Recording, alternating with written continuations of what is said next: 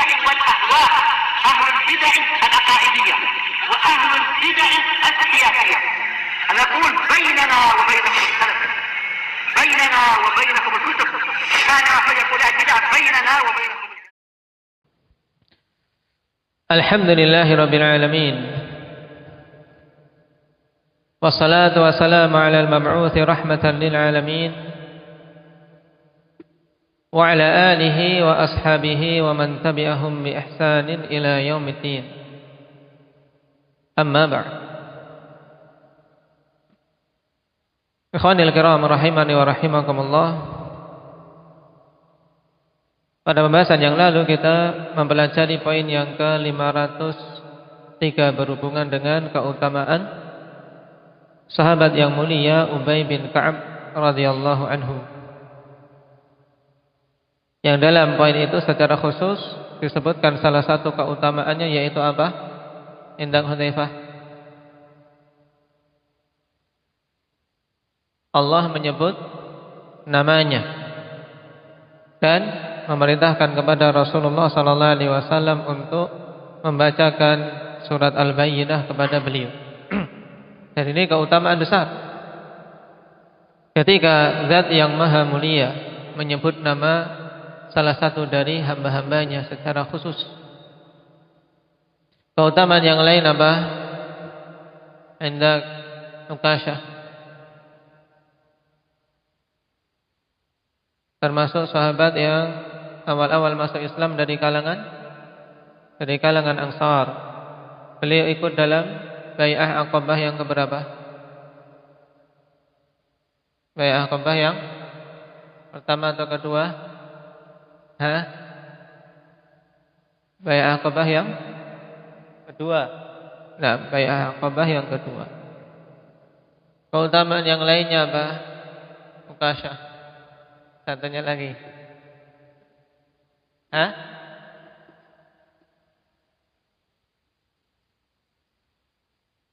Apanya?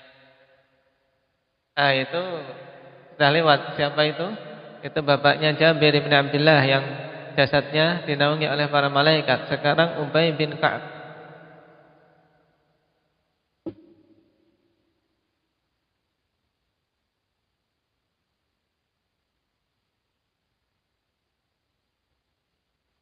Abah Wahyu.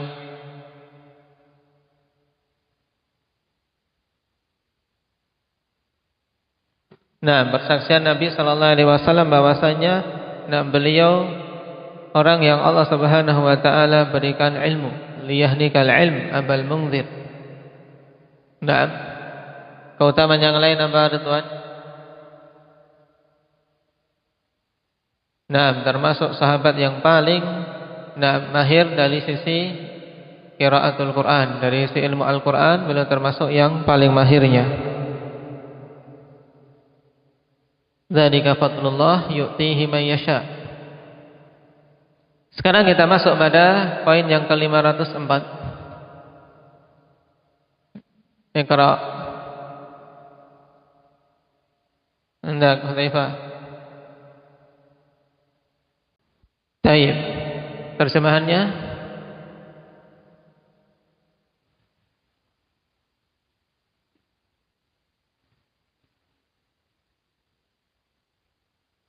baik. Nah, man huwa alladhi awsahu an-nabiy sallallahu alaihi wasallam bi an yaqula al-haqqa walau kana murran?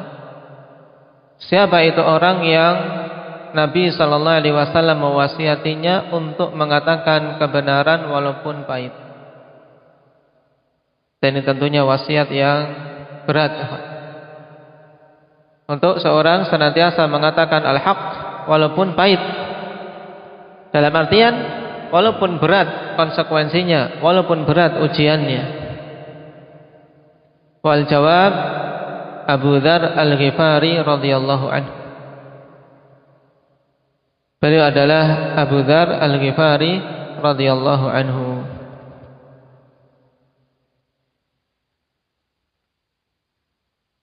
Apa dalilnya? Wa dalilu hadits Abi Dzar radhiyallahu anhu qaal amarani khalili bi sam'in kekasihku yaitu Rasulullah sallallahu alaihi wasallam telah memerintahkan kepadaku dengan 7 perkara. Wa dzakara minha wa amarani an aqula bil haqqi wa in kana murra. Kemudian menyebutkan di antara ke-7 perkara itu yaitu, dan Nabi sallallahu alaihi wasallam memerintahkanku untuk aku mengatakan kebenaran walaupun pahit. Ini syahidnya, di mana Nabi sallallahu alaihi wasallam perintahkan beliau untuk mengatakan al-haq bagaimanapun kondisinya, apapun konsekuensinya. Hadits rawahu Ahmad wa ghairuhu wa huwa fi sahihati lil Albani wa fi sahihil Musnad al-Wadi'i. Hadits dikeluarkan oleh Imam Ahmad dan yang lainnya, dan hadits ini dalam as-sahihah karangan Imam Al-Albani dan as-sahihul Musnad yang dikarang oleh Imam Al-Wadi'i rahimahumallahu taala. Sehingga hadis ini termasuk hadis yang bersepakat padanya 2 imam ahlil hadis abad ini. Naam, yaitu Al-Albani dan Al-Wadi'i rahimahumallah. Dan pada kelengkapan hadis ini akhwani fillah padanya faidah banyak, maka kita sempurnakan 7 wasiat Rasul sallallahu alaihi wasallam kepada Abu Dzar itu apa? Dalam Musnad Ahmad setelah menyebutkan sanadnya an Abi Dzarrin qal amarani khalili sallallahu alaihi wasallam bisab'in amarani bihubbil masakin. Ini yang pertama. Rasulullah sallallahu alaihi wasallam merintahkanku untuk mencintai orang-orang miskin. Ditempatkan perintah ini pada poin yang pertama ikhwani fillah, dikarenakan banyaknya manusia yang lalai darinya, dan bahkan kebanyakan manusia menjauh dan menghardik orang-orang miskin. Makanya Nabi sallallahu alaihi wasallam perintahkan kepada Abu Dzar radhiyallahu anhu untuk apa? Untuk mencintai orang-orang miskin, waddunuwi minhum, dan mendekat kepada mereka. Ini poin pertama. Amarani bihubbil masakin waddunuwi minhu. Rasulullah memerintahkan kepadaku untuk mencintai orang-orang miskin dan mendekat kepada mereka. Nah, karena padanya akhwani fillah keutamaan selain menjadi sebab untuk bisa membantu mereka, memberikan sedekah, memberikan infak, memberikan jalan keluar tatkala mereka mendapatkan kesulitan, juga sebagai sarana untuk seseorang melembutkan hatinya. Hatinya menjadi lembut ketika apa? Bergabung dengan orang-orang miskin, dan semakin bersyukur dengan nikmat yang Allah Subhanahu wa taala berikan kepadanya. Kenapa? Karena dia melihat orang-orang yang kondisinya berada di bawah dia. Dalam hadis yang lain Rasulullah sallallahu alaihi wasallam telah menegaskan, "Ungduru la tangduru ila man huwa fawqakum. Ungduru ila man asfala minkum wa la tangduru ila man huwa fawqakum. Fa huwa ajdaru alla tazdaru ni'matallahi 'alaikum." Lihatlah orang-orang yang berada di bawah kalian dari sisi nikmat duniawi. Lihat orang-orang yang berada di bawah kalian dari orang-orang miskin yang membutuhkan, yang mereka ikhwani fillah tidak mampu untuk mencukupi kebutuhan sehari-harinya dari makan dan minum. Ada pemasukan tapi tidak cukup. Ini kriteria orang-orang miskin.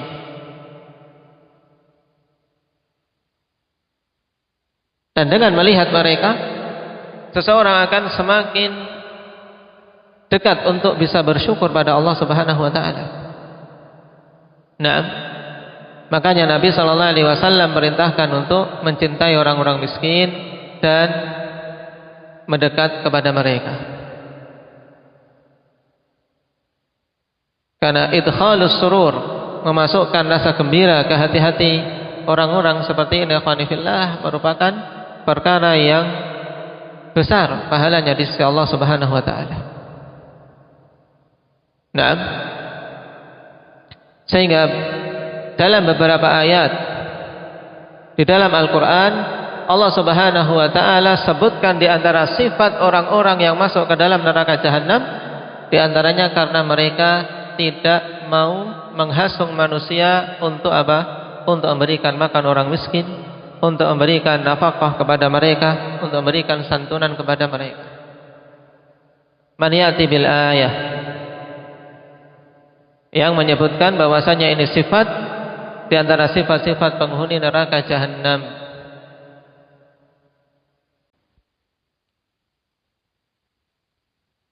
Sifat yang kedua dalam surat ini, walam naku nut'imul miskin, dan kami bukan termasuk orang-orang yang memberi makan orang-orang miskin.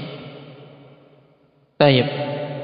Bahkan seandainya seorang tidak mampu memberi makan, ketika dia enggan untuk menghasung manusia memberi makan orang miskin pun termasuk dalam ancaman, ikhwan. Dalam artian ini sifat orang-orang yang celaka. Dalam beberapa ayat ini malah man ya'ti bil ayah, di juz 30 ada, di juz 29 ada.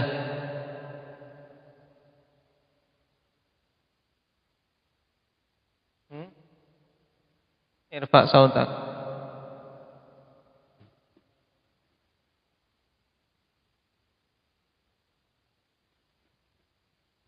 Nah, taib, dalam surat Al-Haqqah Allah Subhanahu wa taala setelah menjelaskan tentang keadaan orang-orang yang masuk ke dalam neraka jahanam, khudhuhu faghulluh, ambil kemudian apa? Rantai mereka. Tsummal jahima salluh, kemudian ke dalam neraka jahanam masukkanlah mereka. Menunjukkan mereka masuk ke dalam neraka jahanam dalam keadaan telah dirantai. Tsumma fi silsilatin dar'uha sab'una dhira'an fasluquh. Naam. Mereka berjalan dalam keadaan tangan kaki dirantai, wal iyadu billah. Apa di antara sifat mereka? Allah Subhanahu wa taala sebutkan pada sifat yang kedua, wala yahudduna 'ala ta'amil miskin.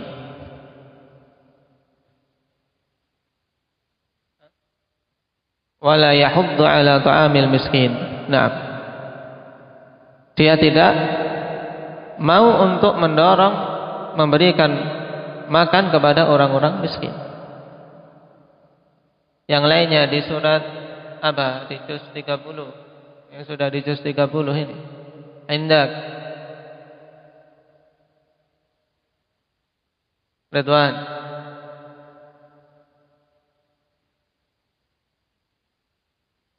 Nah, dalam surat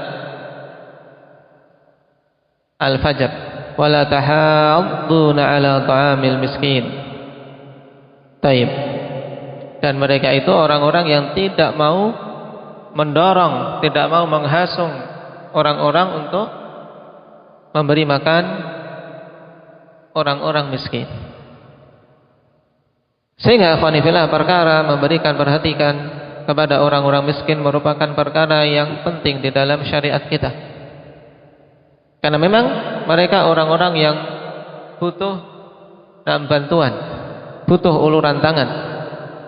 Cuman siapa sebenarnya hakikat orang-orang miskin, ikhwanifillah? Nah, dalam sebagian hadis yaitu al-miskin al-muta'affif. Seorang yang sebenarnya betul-betul miskin, yang butuh untuk dibantu, butuh untuk diberi perhatian, yaitu al-muta'affif, yaitu orang-orang yang betul-betul menjaga kehormatan dirinya. Dia sebenarnya miskin, tapi menjaga kehormatan diri untuk tidak meminta-minta kepada manusia. Nah, orang-orang seperti inilah yang kita butuh jeli, ya kawan. Butuh jeli siapa yang layak mendapatkan uluran tangan, mendapatkan bantuan dari kita. Ini poin yang pertama yang Rasulullah sallallahu alaihi wasallam perintahkan kepada Abu Dzar. Kemudian yang kedua, wa amarani an anzura ila man huwa duni. Semakin menguatkan poin yang pertama. Dan Rasulullah sallallahu alaihi wasallam memerintahkan kepadaku untuk memperhatikan atau melihat kepada orang yang berada di bawah diriku pada kondisi duniawi. Wala anzura ila man huwa fauqi, dan aku tidak melihat kepada orang-orang yang berada di atasku. Sesuai dengan hadis yang disebutkan tadi dari Abi Hurairah radhiyallahu anhu. Karena hal itu akan lebih mendorong seseorang untuk mensyukuri nikmat Allah Subhanahu wa taala. Seorang yang mendapatkan penghasilan 100.000 melihat pada mereka-mereka yang mungkin seharinya di bawah dia, sehingga bersyukur dengan kesyukuran yang besar. Seseorang yang diberi nikmat kesehatan, bersyukur melihat kepada orang-orang yang sakit. Yang sakit pun ketika dia melihat kepada orang yang lebih parah sakitnya, kawan, dia akan apa? Akan terdorong untuk bersyukur. Sama-sama di rumah sakit tergeletak. Yang satunya masih bisa makan, masih bisa minum, masih bisa sholat, walaupun duduk misalnya. Yang satunya terbaring, tak berdaya, tidak mampu apa-apa. Nah, dia bisa melihat, oh, saudaraku itu lebih parah kondisinya dariku. Bersyukur pada Allah Subhanahu wa taala. Dan ini bimbingan nabawi, ya kawan, yang hendaknya kita laksanakan di kehidupan kita. Di zaman yang manusia banyak diliputi sifat tamak, sifat serakah. Makanya ketika seseorang lalai dari bimbingan Nabi sallallahu alaihi wasallam ini, akan terjatuh pada sifat-sifat yang buruk itu, sehingga di dunia tidak mendapatkan ketenangan dan biasanya mengorbankan diri untuk jatuh dalam berbagai macam keharaman. Demi apa? Demi bersaing pada perkara-perkara duniawi dengan orang-orang yang berada di atasnya. Tidak jarang menimbulkan fitnah, menimbulkan kedustaan, agar menjatuhkan orang-orang yang dia hasad dan dengki kepadanya. Kenapa? Karena dia di atas posisinya, lebih bagus ekonominya dan seterusnya, dia ingin menjatuhkannya. Hati-hati. Kemudian yang ketiga, wa amarani an asila rahim wa in adbarat. Dan Rasulullah merintahkanku untuk aku menyambung hubungan rahim walaupun dia itu berpaling. Dan ini hakikat orang yang menyambung hubungan rahim, ikhwan. Sebagaimana dalam hadis yang lain, laisal wasil bil mukafi. Bukanlah orang yang sebenar-benarnya yang menyambung hubungan rahim, yaitu orang yang sekedar membalas budi baik. Kalau membalas budi baik, lumrah dia menyambung, dan itu seharusnya. Akan tapi orang-orang yang betul-betul dianggap menyambung hubungan rahim, yaitu orang-orang yang ketika orang tersebut berpaling menyakiti, dia berusaha untuk menyambungnya. Makanya Abu Dzar diperintahkan secara khusus untuk menyambung hubungan rahim walaupun kerabat yang memiliki hubungan tersebut berpaling, tidak mau menyambung. Dan ini akhwani fillah, terkhusus bagi kita.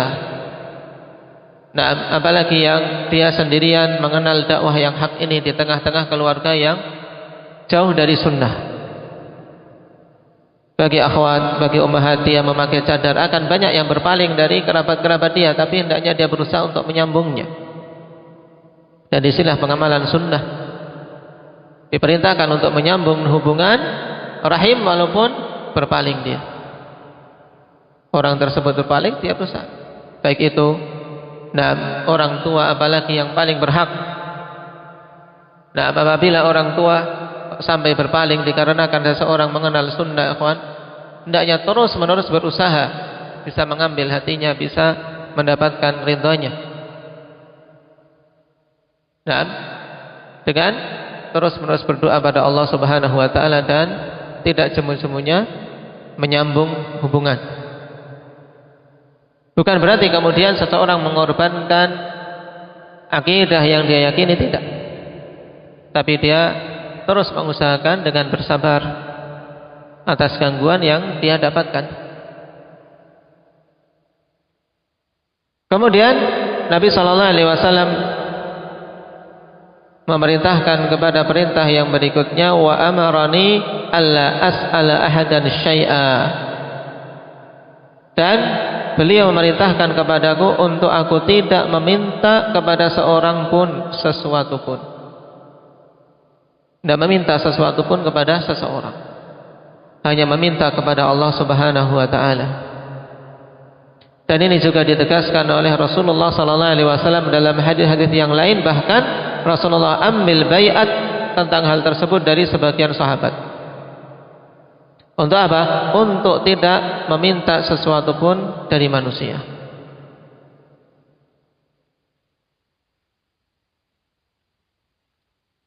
Qala wa amarani an aqula bil haqqi wa in kana murra. Dan Rasulullah merintahkan kepadaku untuk mengatakan al-haq walaupun itu pahit. Ini yang menjadi syahid dan menjadi inti dari hadis yang dibawakan di sini. Dan memang ikhwani fillah, mengucapkan al-haq dan meneriakannya bukan perkara yang ringan. Apalagi di zaman kita, di zaman yang banyak sekali syubhat, di zaman yang banyak kita dapati musuh-musuh Islam, mereka menempatkan orang-orang di tengah-tengah kaum muslimin sendiri untuk menyusupkan berbagai macam paham-paham yang menyimpang, sehingga untuk mengucapkan al-haq semakin berat. Akan berdatangan musuh yang menyerang dia, menjatuhkan dia, dan seterusnya. Makanya Nabi katakan wa in kana murra, walaupun melakukan hal tersebut itu pahit. Nah, sesuatu yang pahit asalnya manusia akan menjauh darinya. Tapi kalau pahit tersebut ikhwani fillah berupa sesuatu yang hak, ya harus kita teriakkan, harus kita ucapkan. Hal ini sebagaimana pula ditegaskan oleh Syekhuna Yahya hafizahullah ta'ala dalam kalimat yang bagus ikhwani fillah yang dinukil oleh Syekh Abdul Hamid Al-Hajuri hafizahullah ta'ala dalam Al-Wasail Al-Jaliyah fi nusratid da'wah as-salafiyah. Ma wajadna abrak ala da'wati minal ilmi wal amali bil ilmi was sad'i bil haqq. Ma wajadna abraka ala da'wah. Aku tidaklah mendapati sesuatu yang lebih berbarakah atas dakwah ini. Minal ilm, dari ilmu. Karena memang dakwah salafiyah ikhwani fillah dibangun di atas ilmu. Dan ini harus kita ketahui semenjak awal. Dakwah salafiyah, dakwah ahli sunnati wal jamaah dibangun di atas ilmu, bukan di atas jahl, bukan di atas taklid. Makanya setiap orang yang menisbahkan dirinya kepada sunnah, kepada salafiyah, hendaknya betul-betul mengusahakan agar dirinya berhias dengan ilmu.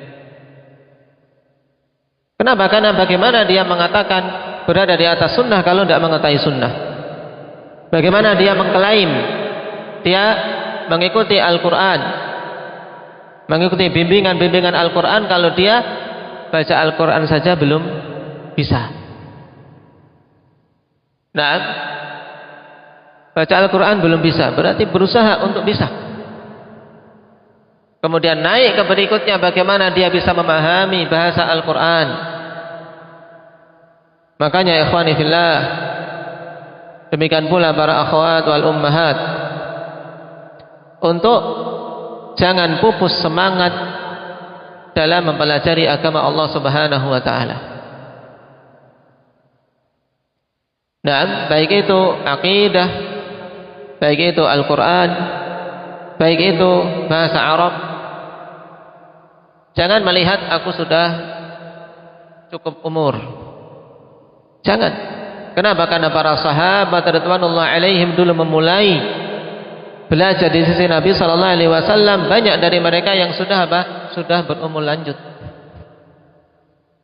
Demikian pula para a'immah. Sebagian mereka mengawali belajar dalam keadaan umur sudah tidak muda lagi. Yang dibutuhkan dari kita kejujuran, yang dibutuhkan dari kita semangat, juga diiringi dengan permohonan pertolongan dari Allah Subhanahu wa taala. Ini harus ada pada diri kita, akhwan. Jangan sampai seorang sunni, seorang salafi kemudian yang penting anakku saja yang belajar. Ini khata. Ini kekeliruan. Kenapa? Karena kita akan dibangkitkan kelak dengan ilmu yang kita bawa sendiri-sendiri, akhwan. Dan sebelum itu ketika hidup di dunia pun kita harus beramal dengan ilmu.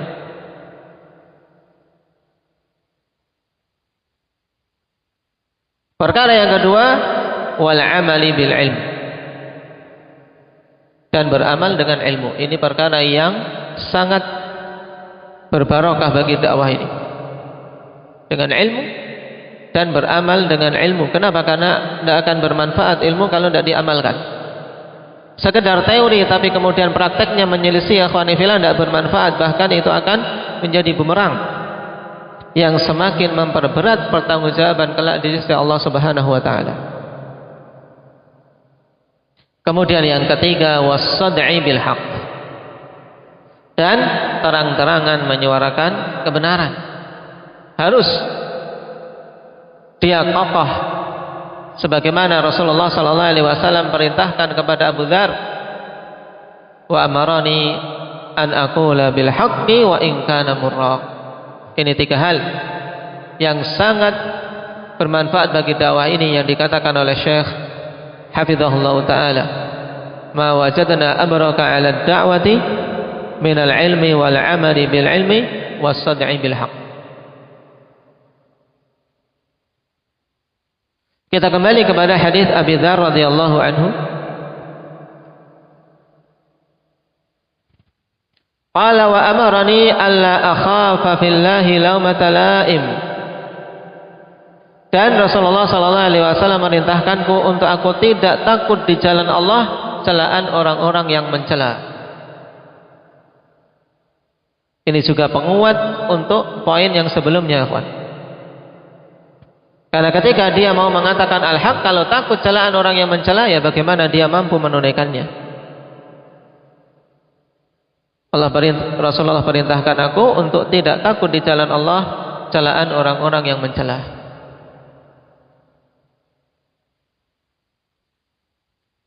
Kemudian yang terakhir, wa amarani an uktsira min qawli la haula wa la quwwata illa billah.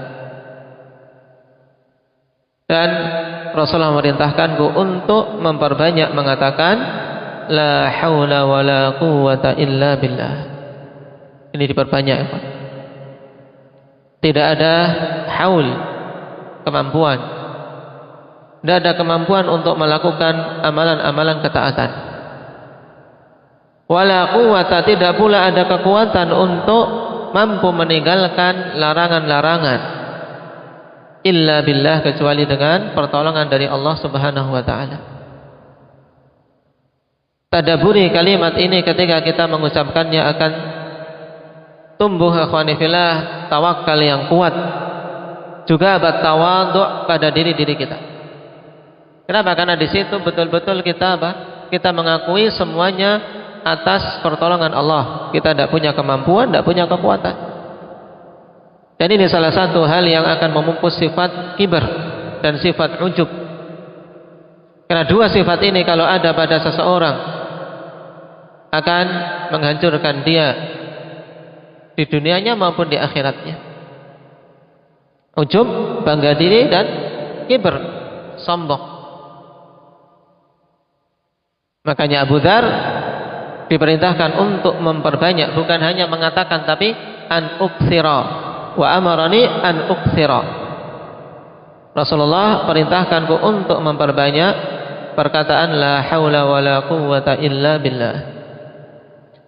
Fa innahunna min kanzin tahtal arsh, karena sungguhnya kalimat itu termasuk di antara perbendaharaan di bawah arsy, sehingga memiliki keutamaan yang besar. Nah, ini 7 wasiat Rasul sallallahu alaihi wasallam, atau 7 perintah Rasul sallallahu alaihi wasallam kepada Abu Dzar radhiyallahu anhu. Dan tentunya ikhwani fillah, kita pun butuh untuk menunaikan apa yang diperintahkan oleh Rasulullah kepada beliau. Kenapa? Karena Rasulullah tidaklah akan memerintahkan kecuali perkara yang hak.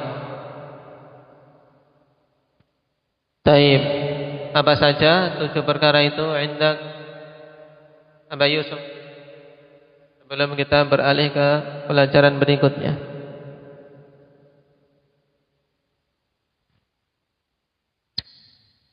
Yang pertama, untuk mencintai orang-orang miskin dan mendekat kepada mereka. Yang kedua,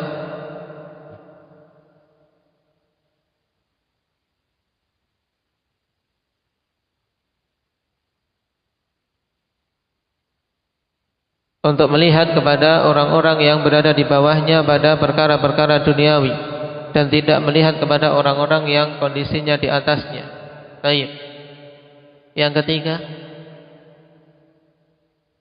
lewat. Siapa yang melengkapi? Aba Abdul Razak. Yang ketiga,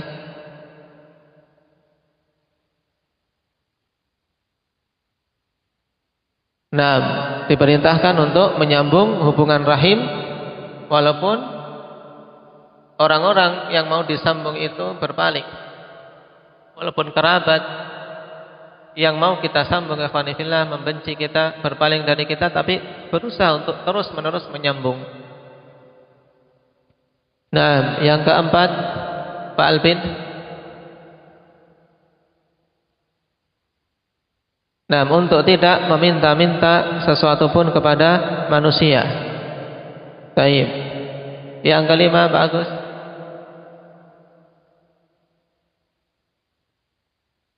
Diperintahkan untuk mengatakan kebenaran walaupun pahit. Nah, kemudian yang ketujuh, Mbak Muhammad.